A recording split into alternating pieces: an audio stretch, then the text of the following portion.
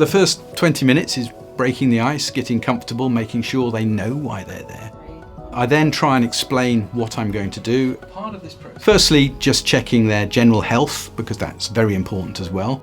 Poor health will have an effect on your hearing. I then basically explain how your hearing works. So we go through checking the ears are doing their job, and then in that process I will get some pointers as to where I need to look a little bit more thoroughly. And then we'll do a slightly more scientific test to check each ear individually and see what the brain is hearing independently. At that point, I then graphically explain it to them. This is what your hearing is and why you're not hearing whatever you've explained. So it's a very simple picture for them to look at and go, ah, yes, of course, so that makes sense. And we can then talk about solutions that fit that particular need. And we'll demonstrate the hearing aids to them, give them a chance to compare before and after.